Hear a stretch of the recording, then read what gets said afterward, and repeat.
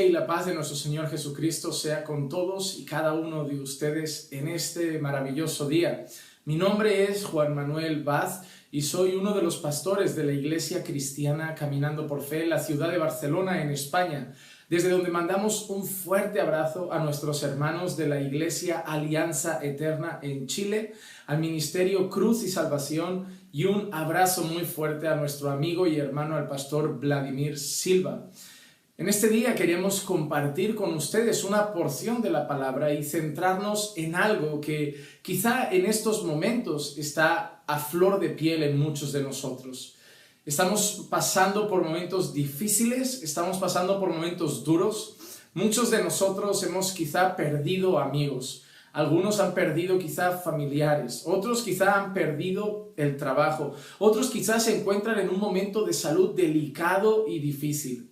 Pero lo que sí que es cierto es que estamos viviendo un momento a nivel mundial de dolor y de sufrimiento, que está llegando a muchas casas y demostrando que el dolor y el sufrimiento no entiende de cristianos y no cristianos, de ricos o pobres, no entiende de razas, no entiende de culturas, no entiende de países, de clase social, y que cualquier ser humano bajo el sol puede llegar a experimentar el sufrimiento en su vida en algún momento. Y más todavía los creyentes, que sabemos que el sufrimiento para nosotros por causa de Cristo es incluso una promesa del Señor. La palabra de Dios dice que todos aquellos que quieran vivir piadosamente sufrirán por causa de ello y sufrirán por causa de Cristo. Así que quería hoy dedicar unos minutos para compartir con ustedes una reflexión, un tiempo de devocional, una meditación en la palabra en base a este asunto, al sufrimiento.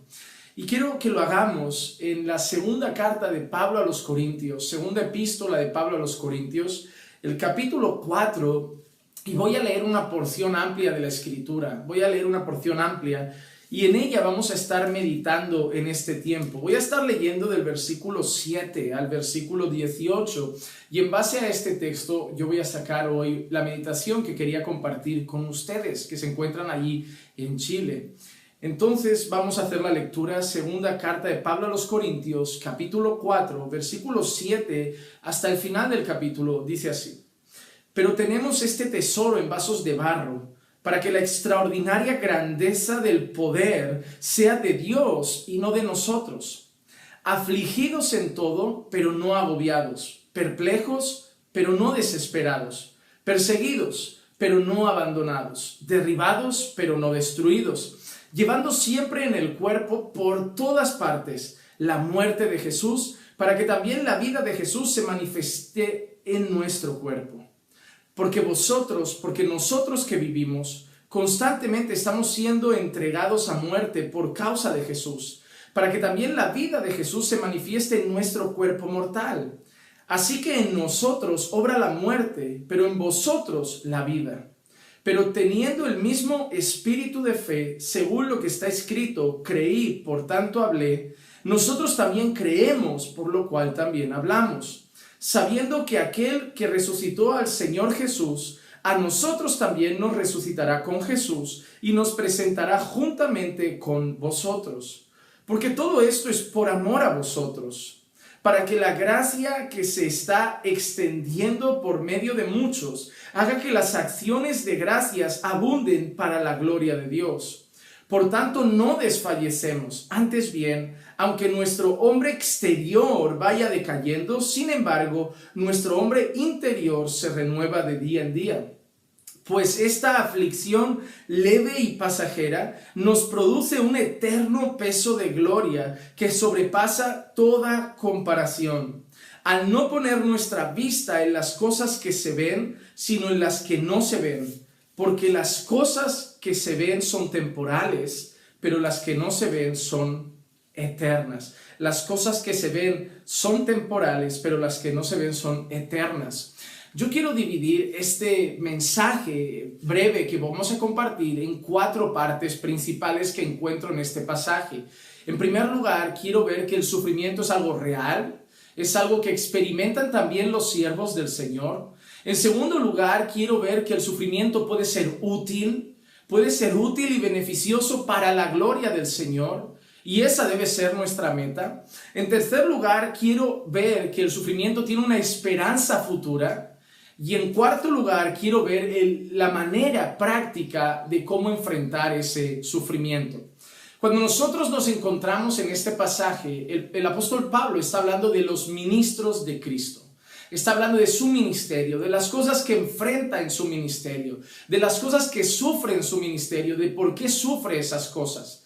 Quizá tú no eres pastor o quizá no estás al cargo de ninguna obra, pero esto aplica a la vida de los creyentes. Lo que Pablo está enseñando sobre su ministerio y la vida de los ministros de Cristo también aplica a nuestra vida, porque cuando nosotros leemos sobre el sufrimiento a lo largo del Nuevo Testamento, nos damos cuenta de que no es algo solo para los apóstoles de aquel entonces o para los líderes religiosos, sino que el sufrimiento, las pruebas, las dificultades eran algo que podían llegar a cualquier creyente.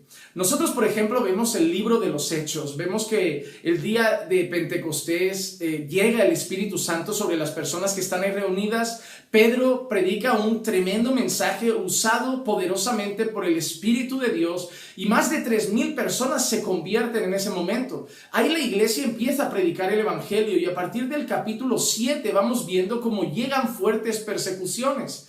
Entre ellas estaba Pablo, en aquel entonces conocido como Saulo de Tarso, persiguiendo a la iglesia. Muchos eran perseguidos por el mensaje que predicaban. Así que el sufrimiento en la vida del creyente era normal por causa de Cristo.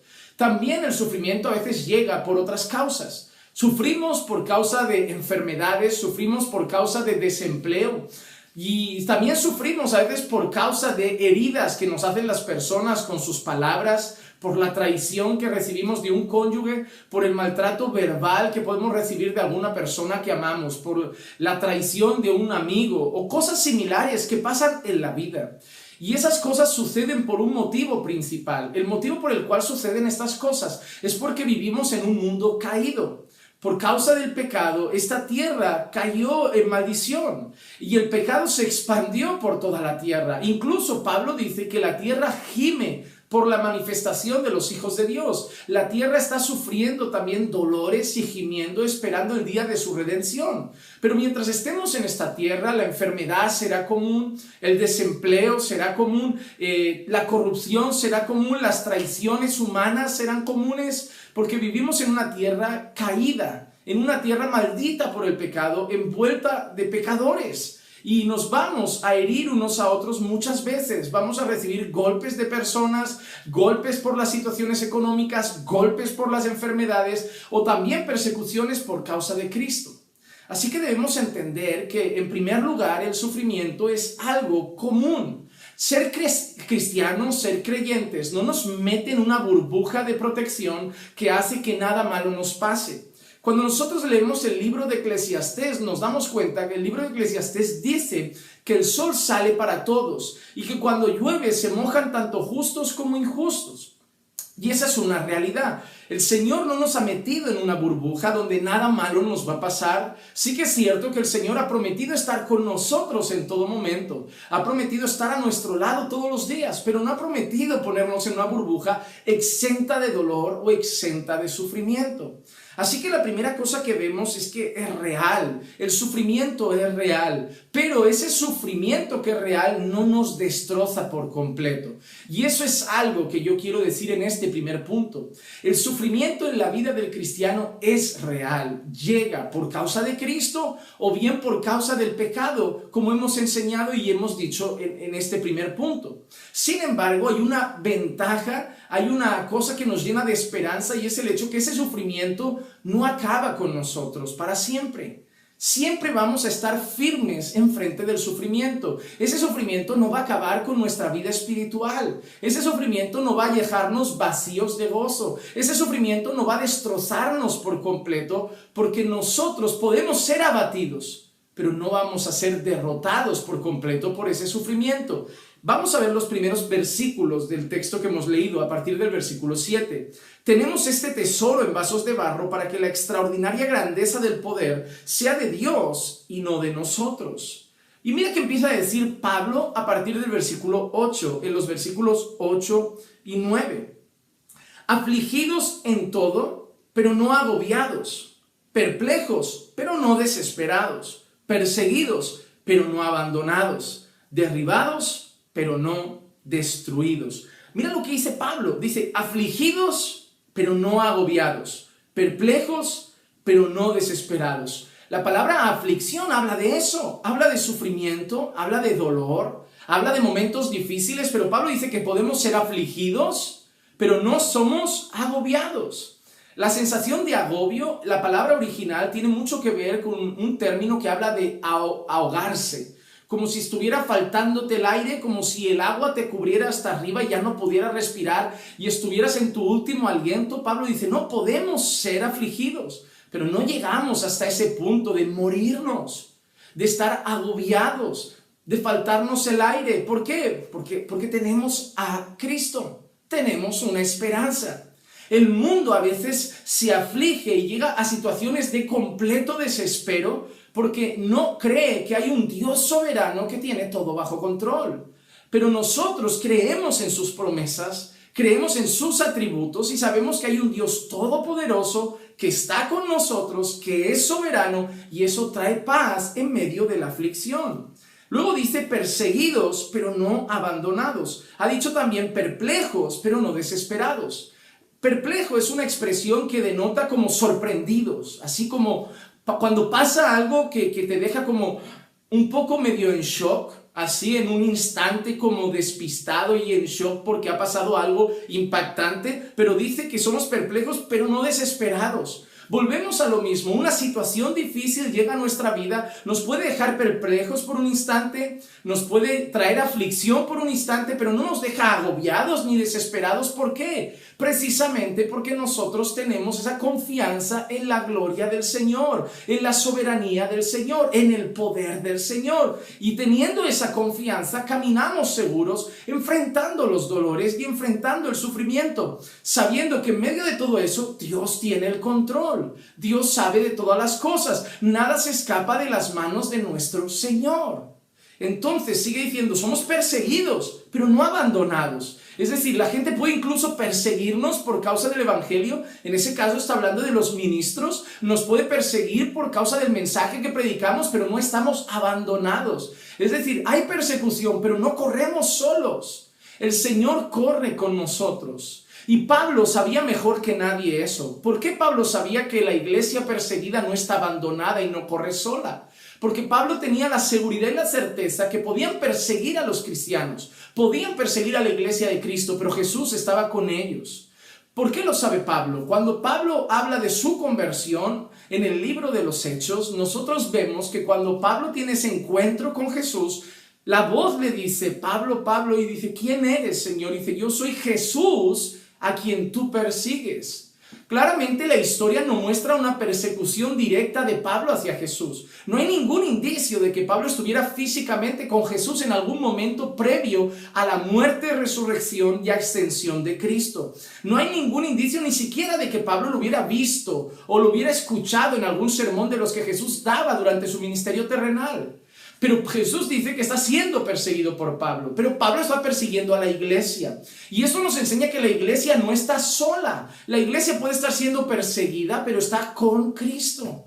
Y Pablo tiene esa seguridad, perseguidos, pero no abandonados. Jesús está con nosotros. El mismo Jesús que estaba con la iglesia cuando yo la perseguía, yo, Pablo, ahora está con nosotros cuando somos perseguidos, porque Jesús no abandona a su pueblo. Y sigue diciendo derribados pero no destruidos. La palabra derribados muestra algo que cae al suelo. Cuando una torre se cae, ¿verdad? Cuando una torre se vuelca, un árbol cae contra el suelo de arriba abajo. Esa es la expresión que muestra derribados, pero se levantan otra vez. Claro, la torre no, el árbol no, pero en esta expresión dice derribados pero no destruidos. Es decir, podemos hasta caer, pero somos levantados otra vez. Hay promesas maravillosas en la Escritura, como 7 veces caerá el justo, mas de todas ellas lo levantará el Señor. Nosotros tendremos tropiezos, incluso las aflicciones a veces serán grandes y nos harán caer. Podremos parecer derribados, pero no estaremos destruidos. Y el Señor volverá a extender su mano maravillosa de amor y misericordia y nos volverá a levantar con gracia y con poder. Así que en primer lugar, los sufrimientos son reales. El sufrimiento en la vida del cristiano es real, pero el sufrimiento en la vida del cristiano no lo derrota por completo, no lo mata por completo, sino que debemos confiar en Cristo, debemos confiar en el Señor, debemos confiar en su soberanía, debemos confiar en su poder y saber que podemos estar mal, pero Dios está con nosotros. Podemos estar mal, pero Dios nos está guardando. Podemos estar mal, pero Dios nos está cuidando. Dios tiene todo bajo control y confiamos que un momento Dios nos levantará del suelo donde hemos estado derribados, porque no hemos estado destruidos. Así que tenemos sufrimientos, pero tenemos esperanza, tenemos gozo en medio del sufrimiento. Pero ahora también vemos el motivo o algo para lo cual el sufrimiento es útil. Mira qué dice Pablo a partir del versículo 12. Mira qué dice: así que en nosotros obra la muerte, pero en vosotros la vida. Pero teniendo el mismo espíritu de fe, según lo que está escrito, creí, por tanto hablé. Nosotros también creemos, por lo cual también hablamos, sabiendo que aquel que resucitó al Señor Jesús, a nosotros también nos resucitará con Jesús y nos presentará juntamente con vosotros. Porque todo esto es por amor a vosotros, para que la gracia que se está extendiendo por medio de muchos haga que las acciones de gracias abunden para la gloria de Dios. Por tanto, no desfallecemos. Antes bien, aunque nuestro hombre exterior va decayendo, sin embargo, nuestro hombre interior se renueva de día en día. Entonces, Pablo no solo dice que sufre, sino que encuentra un motivo para sufrir, un motivo para su sufrimiento. Pablo dice: todo esto es por causa de vosotros. Nosotros sabemos una cosa también, hermanos, y es que nada en la vida es en vano, nada es casualidad. El Señor dice que todas las cosas cooperan para bien de aquellos que aman al Señor, de aquellos que han sido llamados conforme a su propósito. Eso no significa que todo va a ser agradable, todo va a ser bueno, todo va a ser sencillo, sino que eso significa que todo va a tener un firme propósito, un buen propósito, todo va a ser para algo bueno. Y muchas veces el sufrimiento es para formar nuestro carácter a la imagen de Cristo. Muchas veces en los momentos de sufrimiento acabamos con la soberbia y el orgullo y somos trabajados en humildad y mansedumbre. Muchas veces en los momentos de sufrimiento buscamos más al Señor. Muchas veces en los momentos de sufrimiento acabamos acercándonos más íntimamente a Dios. Muchas veces en los momentos de sufrimiento hay momentos mayores de oración, mayor búsqueda de Dios. Recuerdan incluso Job, después de pasar todo eso, Job al final dice: de oídas te había oído, pero ahora mis ojos te ven. Había habido un propósito, más allá de demostrar a Satanás, el Señor, que Job iba a resistir hasta el final. También había un propósito en la vida de Job, y lo expresa en esas palabras. Lo que Pablo está diciendo aquí es que los sufrimientos no son en vano. Pablo aprovecha el sufrimiento para la gloria de Dios. Ya sea que comamos o bebamos o hagamos cualquier otra cosa, debemos hacerlo todo para la gloria de Dios. Y si sufrimos, debemos hacerlo para la gloria de Dios. Y tú te preguntarás: ¿cómo puedo sacar algo bueno, útil o práctico en medio del sufrimiento? Mira, yo te doy algunas indicaciones. En primer lugar, mira tu carácter. A lo mejor en medio del sufrimiento el Señor te está volviendo más manso, más humilde, más amoroso, más dependiente de Él. Te está formando más a la imagen de Cristo. A lo mejor te hacía falta ser un poco estrujado para entender que había muchas cosas malas que arrancar de ti para poner el nuevo hombre cada vez más visible en tu vida y seguir formándote a la imagen de Cristo Jesús. Por otro lado, también quiero deciros que el sufrimiento es una maravillosa oportunidad para compartir el Evangelio. Porque el mundo, cuando sufre, se desespera, se da al alcohol, se da a las drogas. Algunos llegan hasta quitarse la vida y suicidarse, pero el creyente ¿Qué dice? Afligido, pero no agobiado, perplejo, pero no desesperado. Ahí la gente va a ver que enfrenta situaciones de dolor, enfrenta situaciones de sufrimiento, pero en medio de todo eso que estás enfrentando, en medio de todo eso que estás pasando, te mantienes firme, te mantienes con esperanza, sigues cantando al Señor, sigues orando al Señor, sigues confiando al Señor, y ahí la gente se va a sorprender y te va a decir, ¿cómo puedes seguir con esperanza en medio de lo que te pasa? ¿Cómo puedes tener gozo en medio de lo que sucede? ¿Cómo puedes seguir así? Y acabarás siendo un testimonio de Cristo. Acabarás diciéndole a las personas que tu esperanza está en algo mucho más grande que los problemas, que tu esperanza no está en lo que pasa en esta tierra, sino en la eternidad, que tu esperanza está en un Dios soberano que controla todas las cosas, que tu esperanza está en que aunque parezca que todo se cae en pedazos, Dios tiene todo bajo control y tu vida también, que tu esperanza está en eso, y acabarás mostrando la gracia de Dios, el poder de Dios y actuando para la gloria de Dios en medio del sufrimiento. Y no sería la primera vez que alguien que sufre para la gloria de Dios acaba predicando el evangelio con su testimonio, mostrando que cuando todos se desesperan, él sigue firme y confiado, porque su confianza no está en otra cosa sino que en el Dios Todopoderoso. Así que Pablo enseña que el sufrimiento también puede ser útil. Aquí Pablo dice que todo lo que están sufriendo es por amor de los hermanos, para que la gracia del Señor se expanda. Pablo lo que enseña es que ellos sufren, pero mientras ellos sufren, los hermanos son fortalecidos, el evangelio corre por las naciones, así que los sufrimientos no son en vanos. Sufren, pero sufren con motivo y sufren para la gloria del Señor. Quizá tú estás sufriendo, quizá estás siendo perplejo, afligido. Recuerda, muestra a Cristo en medio de tu dolor. ¿Recuerdas a Pablo y Silas a medianoche en la prisión después de haber sido azotados, burlados, insultados, avergonzados en una plaza pública, metidos en una prisión sucia, maloliente, y a medianoche Pablo y Silas cantaban alabanzas al Señor? Pablo, en medio de la prisión, escribe a los filipenses diciendo: regocijaos en el Señor. Otra vez os digo, regocijaos. Pablo, en medio de la prisión, escribe eso a gente que está fuera y libre.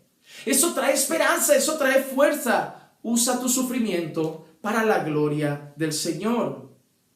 Y ahora vamos al tercer punto. El tercer y cuarto punto son breves. El tercer y cuarto punto son breves. El tercer punto es el siguiente: nosotros en medio del sufrimiento tenemos una esperanza, Versículo 17, pues esta aflicción leve y pasajera nos produce un eterno peso de gloria que sobrepasa toda comparación. Nosotros sabemos que esa tribulación es leve y es pasajera.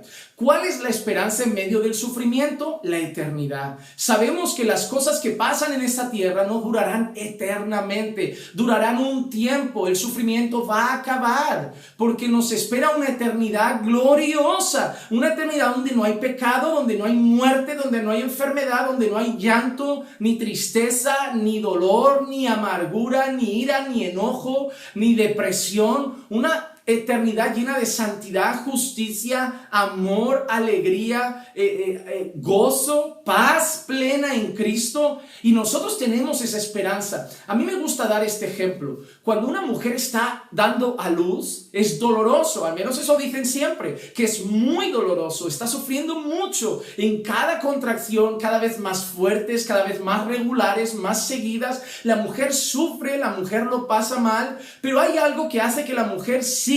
¿Qué es? Que está la voz del médico o de la enfermera o del marido, el esposo, diciéndole: ya falta poco, empuja, ya falta poco, ya se ve la cabeza. Y ahí la mujer, a pesar de sufrir, piensa: si dicen que falta poco, un poco más, y empuja, un poco más y empuja. Es la manera de animarla, hacerle ver que hay algo al final que ya llega y es mucho mayor. Ella sabe que ya falta poco para ver a su bebé, ella ya sabe que falta poco para que acabe el dolor, ella ya sabe que falta poco para que acabe el sufrimiento, y es capaz de encontrar fuerzas en medio del dolor porque tiene los ojos puestos en una esperanza maravillosa. Así el cristiano en medio del dolor y en medio del sufrimiento sabe en su corazón, tiene la voz de la palabra del Señor que le dice: falta poco, te espera una eternidad maravillosa, una eternidad gloriosa. No mires unos años aquí tristes, unos años aquí malos, unos años aquí de sufrimiento. Pon los ojos en la esperanza gloriosa y maravillosa de la eternidad que te espera. En medio del sufrimiento el creyente tiene una esperanza que no dura para siempre y nos espera una eternidad gloriosa. Y tenemos ya el cuarto punto. ¿Y cómo lo hacemos? ¿Cómo lo hacemos para tener esa esperanza, para encontrar ese gozo, para encontrar esas fuerzas? ¿Cómo lo hacemos? Versículo 18. Al no poner nuestra vista en las cosas que no se ven, sino en las cosas que se ven, sino en las que no se ven. Porque las cosas que se ven son temporales, pero las que no se ven son eternas. Entonces nos encontramos, hermanos, en esta condición. En medio de todo esto, ¿qué debemos hacer? Poner los ojos en las cosas que no se ven. Es decir, si tú miras las cosas terrenales y solo estás mirando la deuda, el dinero, el trabajo, la necesidad, la enfermedad, los problemas, las luchas, la política, las empresas, la crisis mundial, y si solo ves esto, solo vas a estar triste, apático, sin fuerzas, débil. Pero ¿cómo vas a encontrar esperanza? ¿Cómo vas a encontrar fuerzas, gozo, paz en medio de todo eso? Poniendo los ojos en las cosas de arriba, en las cosas eternas. Mira a Cristo, mira al Señor, mira la ciudad celestial en la que vas a estar eternamente. Cree y confía y ve esos cielos nuevos y tierra nueva en los que vamos a estar toda la eternidad con Cristo. Ve esa vida gloriosa que te espera eternamente. Ve esa eternidad maravillosa que te espera junto a todos los hermanos, sin dolor y sufrimiento. Pon los ojos en las cosas espirituales. Pon los ojos en las cosas que tienen que ver con Cristo, con el Señor, y no en las cosas de esta tierra. Porque si pones los ojos en las cosas que se ven, en las cosas de esta tierra, vas a estar desanimado y sin fuerzas. Pero si pones los ojos en Cristo, el autor y consumador de la fe, vas a poder correr con paciencia la carrera que tenemos por delante. Así que el sufrimiento es real, pero no es para matarnos, porque nosotros tenemos una esperanza mucho mayor. Nosotros tenemos promesas en medio del sufrimiento. Nosotros sabemos que Dios tiene el control, que es soberano y todopoderoso. También sabemos, hemos dicho en número 2, que el sufrimiento puede servir para algo, para la gloria de Dios y para formar nuestro carácter a la imagen de Cristo, y un instrumento incluso para evangelizar a los impíos en medio del sufrimiento. Número 3, sabemos que tenemos una esperanza en medio del sufrimiento. Cuando aquí parece que todo es dolor y tristeza, tenemos una esperanza eterna, gloriosa y maravillosa. Y número 4, el secreto está en mirar a Cristo, en poner los ojos en las cosas eternas y espirituales y no en las de la tierra. Espero y deseo que este mensaje sirva, sea práctico y útil para vuestra vida en cada momento que lleguen las cosas difíciles, los momentos de dolor, de tristeza, de sufrimiento, que recordéis estas cosas y las puedan enfrentar y las podáis soportar para la gloria del Señor. Vamos a orar. Padre, te damos gracias porque sabemos, Señor, que nada se escapa de tu control y que eres soberano sobre todas las cosas y todopoderoso. Sabemos, Señor, que el sufrimiento, Señor, no escapa de tu control, que tú nos miras en medio de las situaciones que enfrentamos y tienes todas controladas bajo tu mano de poder. Te pido, Señor, que nos ayudes a poner los ojos en Cristo y en las cosas eternas, que nos ayudes a mirar a esa eternidad que nos espera para encontrar esperanza, fuerza y gozo en medio de la aflicción. Padre, ayuda a mis hermanos en medio de las circunstancias. Dales fe, confianza y seguridad de saber que el Dios que los salvó también los acompaña en medio de esas situaciones. Y ayúdanos, Señor, a poder ser luz en medio de las tinieblas y que nuestro sufrimiento sea para tu gloria como todo lo demás en nuestra vida. Te pedimos, Señor, todo esto en el nombre de Jesús. Amén, amén y amén. Que la gracia y la paz de nuestro Señor Jesucristo sea con todos y cada uno de ustedes siempre.